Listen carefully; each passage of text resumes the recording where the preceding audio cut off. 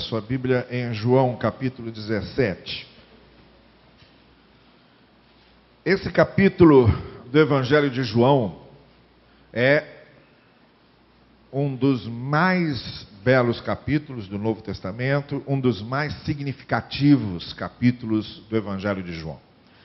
O Evangelho de João é dividido em duas partes. Normalmente nós enxergamos essas duas partes de João com muita clareza.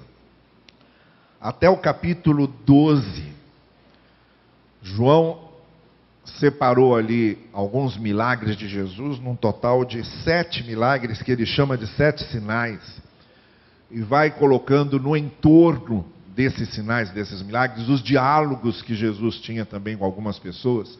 Então, do capítulo 1, após um prólogo da apresentação de Jesus como o Logos, como a palavra de Deus, até o capítulo 12, você tem essa série de sinais e diálogos de Jesus para mostrar que Jesus era aquele que deveria vir e que foi enviado por Deus. A partir do capítulo 13, com aquela cerimônia em que Jesus Cristo lava os pés dos discípulos, até o capítulo 17, você tem o que nós chamamos de os grandes discursos de Jesus para os seus discípulos, finalizando com a oração de Jesus por eles, e aí nos capítulos finais, 18 até o 21, a paixão, a morte e a ressurreição de Cristo. É nesta segunda parte que vai do capítulo 13 em diante, e nesta especificidade da segunda parte, que se encontra essa oração de Jesus. O seu longo discurso registrado de orientação, de ensinos, de explicação aos discípulos sobre qual era a sua obra, o que ele veio fazer e, portanto, que os discípulos deveriam continuar fazendo e como. Tudo isso se encerra nesta oração de Jesus no capítulo 17 de João. E eu gostaria, durante alguns domingos aqui pela manhã, de fazer com vocês reflexões sobre a oração de Jesus em João 17, que tem a ver com a obra dele e tem a ver com seus discípulos, tem a ver com o que ele veio fazer e tem a ver com o que nós devemos fazer. Então vale a pena nós pararmos e refletirmos com um pouco mais de atenção, um pouco mais de cuidado nessa oração de Cristo. Principalmente porque, como nós já temos dito, estamos caminhando para os 80 anos da nossa igreja e o slogan que nós escolhemos para essa caminhada é este: podemos fazer mais. E é exatamente o que nós vamos descobrir no capítulo 17 de João.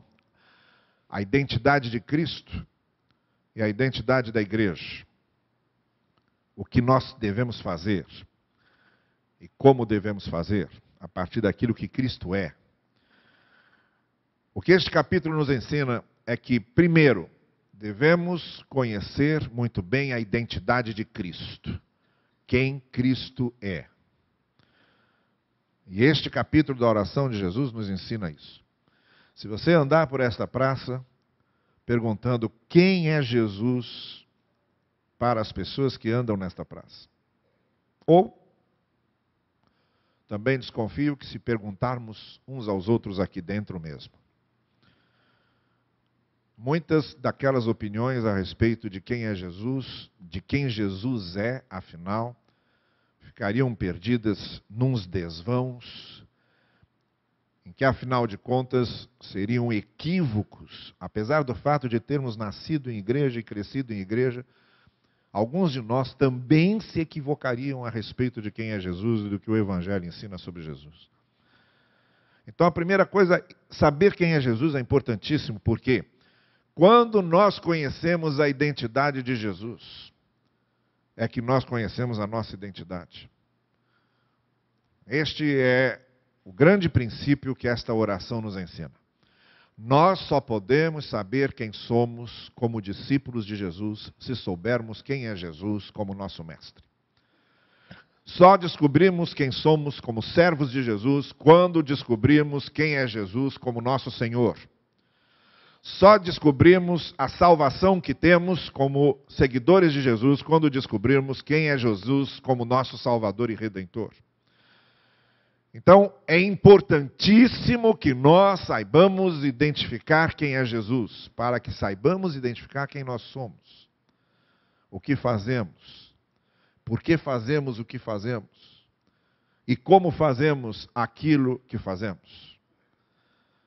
Por isso eu convido vocês a que, a partir de hoje, em alguns dos nossos cultos pela manhã, nós acompanhemos essas reflexões sobre a oração de Jesus, no capítulo 17.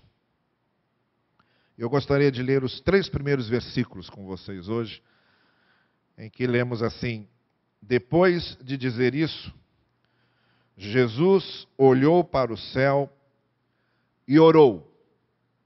Preste bastante atenção neste verbo que está aparecendo aí. Orou. Pai, chegou a hora. Glorifica o teu filho, para que o teu filho te glorifique. Preste atenção neste segundo verbo. Orou e glorifique. Pois lhe deste autoridade sobre toda a humanidade, para que conceda a vida eterna a todos os que lhe deste. Esta é a vida eterna, que te conheçam. Esse é o terceiro verbo que eu quero destacar hoje. Orou, glorifique e conheçam. Conheçam o único Deus verdadeiro e a Jesus Cristo, a quem enviaste. Nós temos 3 verbos importantíssimos aí nesta abertura da oração de Jesus. Primeiro, o texto começa dizendo que Jesus orou. E este é um primeiro verbo importantíssimo aí. Segundo, na oração de Jesus, Jesus está dizendo que ele quer glorificar a Deus, para que o Filho glorifique ao Pai. E a ideia de glorificar também é importantíssima nesse texto. E em terceiro lugar, ele está falando para que o conheçam. Conhecer é outro verbo que é importantíssimo. E são estes 3 verbos, da maneira como são usados por Jesus, que abrem as portas para que compreendamos todo o restante desta oração e todo o sentido desta oração na identidade de Jesus e na nossa própria identidade, e aquilo que nós, como igreja, nessa caminhada para os nossos 80 anos, podemos pensar e repensar sobre nossa missão e sobre nós como igreja de Cristo.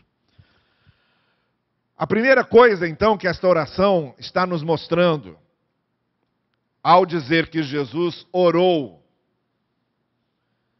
é que oração não é só uma articulação de palavras, mas acima de qualquer coisa, oração é uma articulação do coração, do sentimento. Aqui está dizendo que Jesus orou. E nós ficaríamos só no conhecimento raso e superficial de oração, porque oração, para muitos de nós, significa fechar os olhos e falar com Deus. Oração, para muitos de nós, significa ajoelhar-se dentro de uma igreja.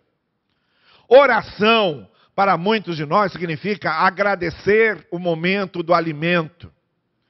Oração, para muitos de nós, significa fazer uma devoção pessoal com uma leitura bíblica e logo depois um momento em que oramos por nós e nossas famílias e pedimos bênçãos e agradecemos bênçãos.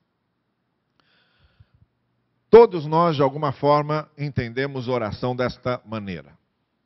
E não está errado. Oração é isso. O errado está em pensarmos que oração é essencialmente isto. Porque oração não é essencialmente isto. E tudo isto ganha vida quando nós compreendemos qual é a verdadeira essência da oração. E quando esse texto diz que Jesus orou, oração aqui em Jesus era mais do que essa articulação de palavras que Jesus estava fazendo. Oração era uma articulação do coração, do que Jesus sentia pelo Pai. Do entrelaçamento que havia do coração de Jesus com o coração do Pai. Em outra oportunidade, Jesus disse aos seus discípulos: o meu pão, a minha comida, o meu sustento, a minha nutrição, a minha satisfação, a minha realização é fazer a vontade do meu Pai. Em alguns milagres operados por Jesus, mas muito especialmente num registrado no Evangelho de João, quando ele vai ressuscitar Lázaro, o que Jesus diz quando está pedindo para que Lázaro saia do túmulo é: Pai, eu te agradeço por me ouvires, tu sempre me ouves.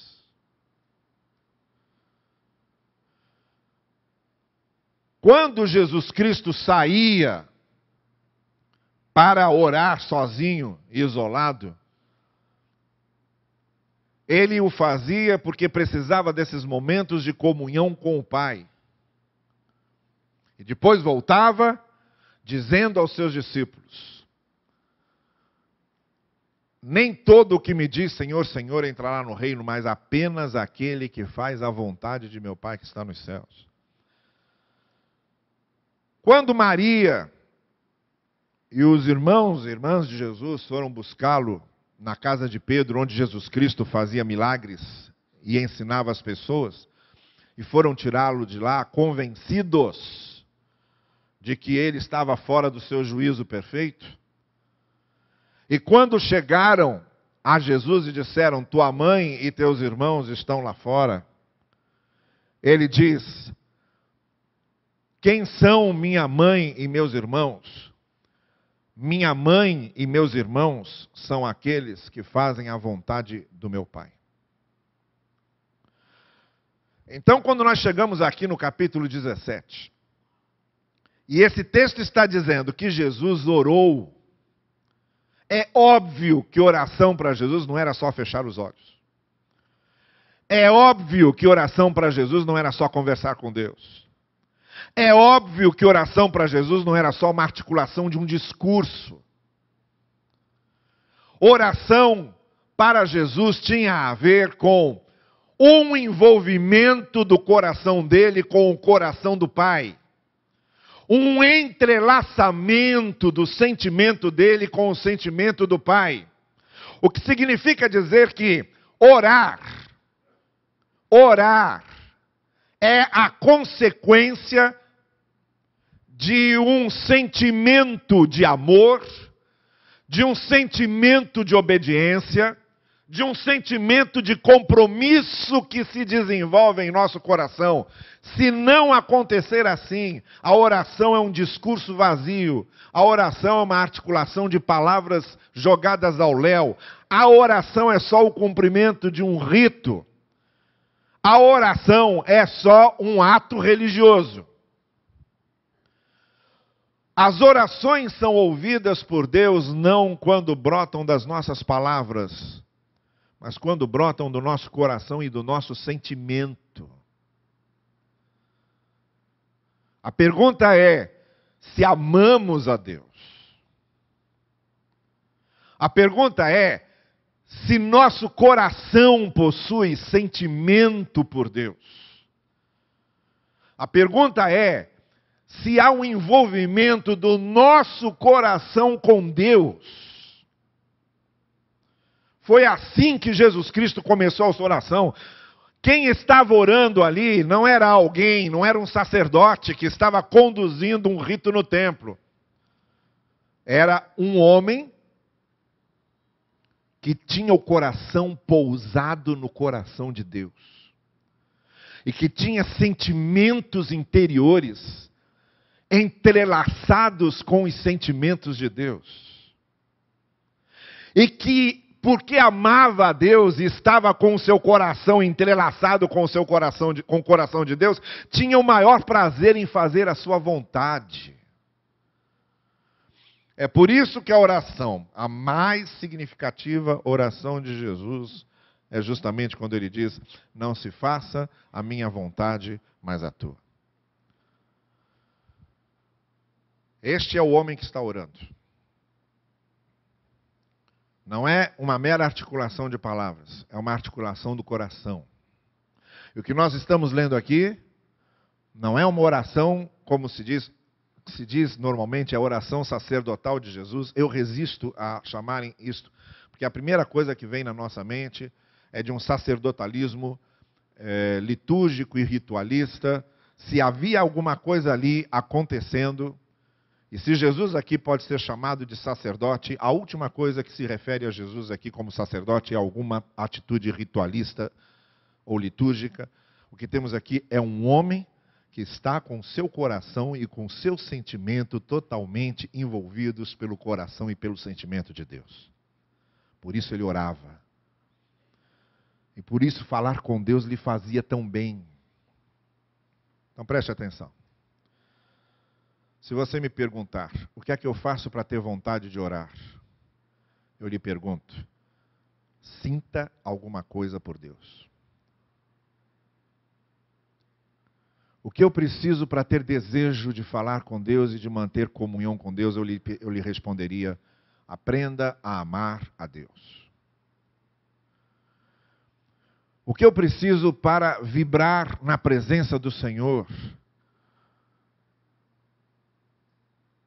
Desenvolva sentimentos por Ele.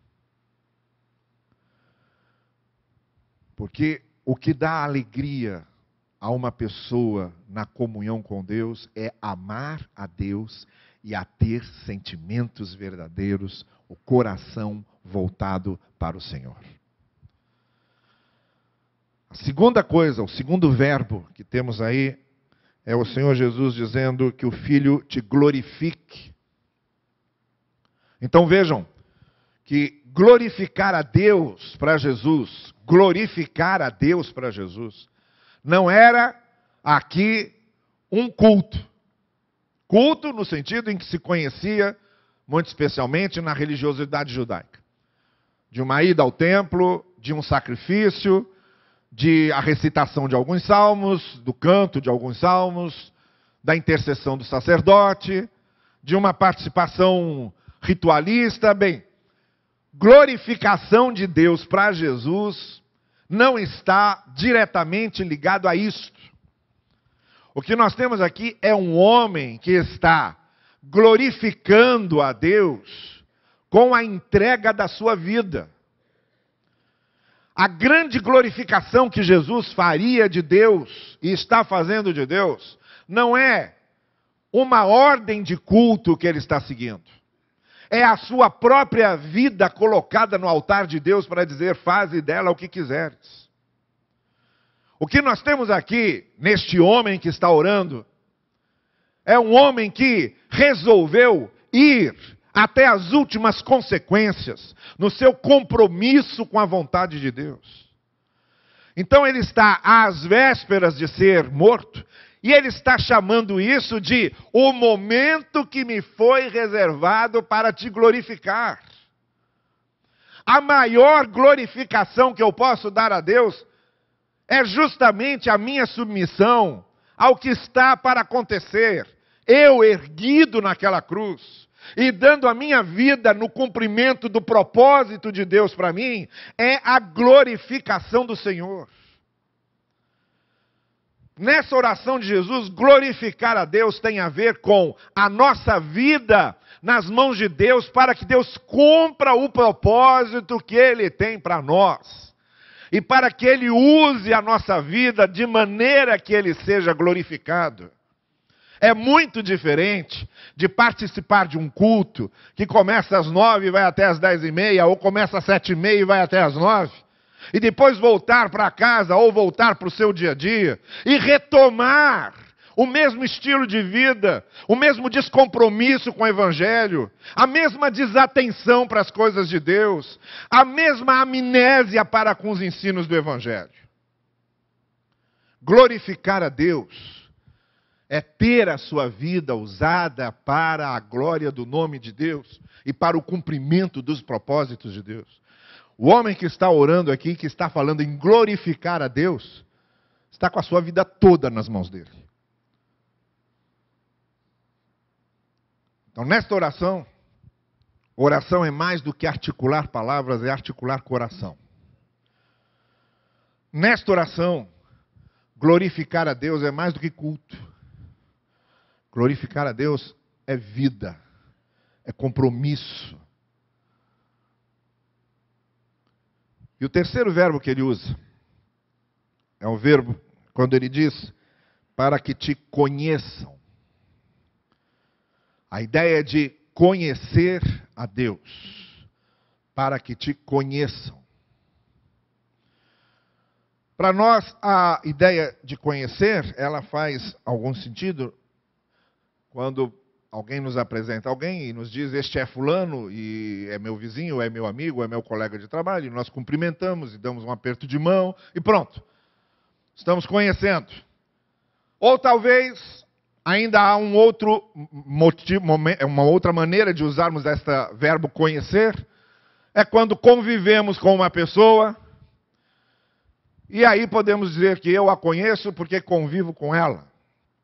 Eu sei os seus defeitos, sei suas virtudes, eu sei o seu temperamento, porque estou convivendo com ela. Bem, conhecer aqui é bem mais do que tudo isso. Conhecer a Deus nessa oração que Jesus está, para que te conheçam, tem a ver com uma experiência tão profunda com Deus, que nós passamos a refletir o que Deus é. Esse é o sentido mais essencial da palavra que Cristo está usando, para que te conheçam. Jesus não está dizendo para que conheçam a Deus no sentido de serem apresentados, olha, esse é Deus, esse é você, muito prazer. Ou então no sentido de que, eu sou crente há tantos anos, isso aí é exatamente o que a palavra de Deus diz, é mais do que isso. Conhecer a Deus, no sentido que Jesus está usando, tem a ver com Deus deixar marcas em nós do que Ele mesmo é. Conhecer a Deus significa ter marcas na sua vida. Você reproduzir a identidade do Senhor na sua vida. Você se parecer com Ele. Conhecer a Deus é você se parecer com Ele. Quanto mais você conhece a Cristo, a prova do quanto você conhece a Cristo é o quanto na sua vida o que Cristo é vai se reproduzindo. Em termos práticos, significa o seguinte: se eu não consigo perdoar alguém, e se eu mais guardo mágoas e ressentimentos do que perdoo, eu não conheço a Cristo. Por quê? Conhecer a Cristo significa agir como Ele em termos de misericórdia e perdão. Se eu não consigo amar como Jesus, porque Ele disse aos seus discípulos, eu vou dar um novo mandamento a vocês, vocês vão amar uns aos outros, não agora como ao próximo, mas como eu amei vocês. E este é o novo mandamento. O antigo vocês já conhecem, mas este é um novo. Vocês vão amar como eu amei. Quando não conseguimos amar com a mesma misericórdia, com a mesma compaixão, com o mesmo perdão de Jesus, nós não conhecemos a Cristo. O que Jesus está dizendo ao Pai é que, para que te conheçam como eu te conheço, porque eu e o Pai somos um, diz ele nesse mesmo Evangelho. Quem vê a mim, vê ao Pai, disse Jesus aos seus discípulos. João estava escrevendo a uma comunidade que conhecia uma espécie de pré-gnosticismo. Gnosticismo vem da palavra gnosis no grego, que significa justamente conhecimento ou conhecer, que era uma heresia que estava se desenvolvendo entre os cristãos e que vinha de influências platônicas e neoplatônicas. Bom, o fato é que davam muita ênfase a essa ideia de conhecer a verdade. Quanto mais eu fosse progredindo na minha vida religiosa, mais eu seria introduzido aos mistérios da verdade e mais eu conheceria os mistérios da verdade.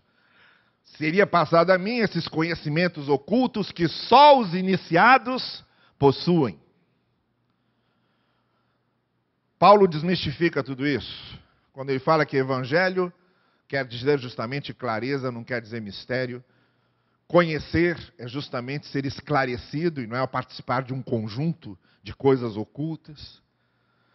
E o Senhor Jesus Cristo, quando está dizendo que quer que nós conheçamos a Deus, Ele está dizendo que quanto mais conhecermos a Deus, mais conhecemos a verdade.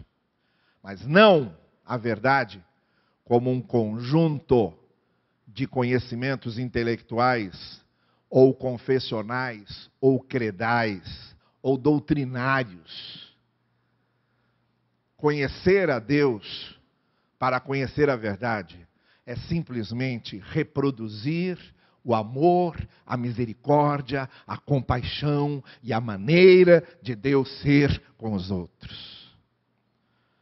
Nós podemos conhecer o corpo doutrinário de uma religião, de um credo, de uma denominação, de uma igreja. Podemos conhecê-lo profundamente, podemos ser teólogos. E isso não significa conhecer a verdade. Conhecer a verdade é reproduzir, na minha maneira de ser, a maneira misericordiosa, compassiva, perdoadora, longânima de Jesus ser. Que te conheçam, Pai. Porque a vida está nisso. A vida está em vivermos reproduzindo o que Jesus Cristo é em nossas próprias vidas. Aqui temos uma oração que nos ensina que orar é mais do que articular palavras, é articular o coração. Para que eu tenha prazer de falar com Deus e de ter comunhão com Deus, eu preciso amar a Deus. Este é o sentimento que tem que ser desenvolvido dentro de mim. Antes de pedir qualquer coisa a Deus, nós devíamos pedir: dá-me amor a Ti. Dá-me amor a Ti. Que eu comece a aprender a amar a Deus. E só aí eu vou poder orar de verdade. E só aí eu sentirei o que é a alegria da comunhão com Deus. E só aí eu terei verdadeiro prazer na comunhão com Deus. A nossa primeira oração tem que ser essa: ensina-me, Senhor, a Te amar. A segunda coisa é que glorificar a Deus é mais do que participar de um culto. Glorificar a Deus é ter um compromisso de vida com Ele. Glorificar a Deus é honrá-lo com minha vida. E em terceiro lugar, conhecer a Deus é reproduzir na minha vida aquilo que Ele é e aquilo que Ele ensinou. Eu só saberei o que é vida de verdade, o que Jesus chama de vida eterna, aqui mesmo, quando eu começo a reproduzir na minha vida aquilo que Deus é. E começo a viver como Jesus me ensinou a viver. Isto é conhecer a Jesus. Qualquer outra maneira de dizer que eu conheço o Evangelho ou que eu conheço a Cristo está fora de questão, se na minha vida o que Cristo é e o que Ele ensinou não estiver sendo reproduzido. É aqui que damos início a essa nossa jornada pela oração de Jesus. Que nós saibamos bem quem é este. Este é aquele que tinha o coração entrelaçado com o coração do Pai. Este é aquele que glorificava a Deus obedecendo a Ele.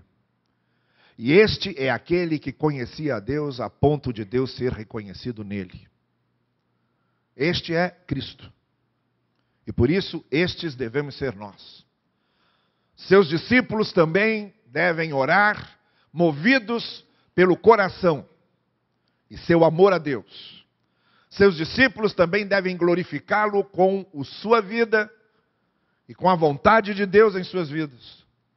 E seus discípulos também devem conhecer a Deus no sentido de reproduzirem aquilo que Ele é na nossa vida e na nossa maneira de ser. É assim que somos verdadeiramente discípulos do Senhor Jesus. Que Ele nos abençoe e nos leve a isso. Amém.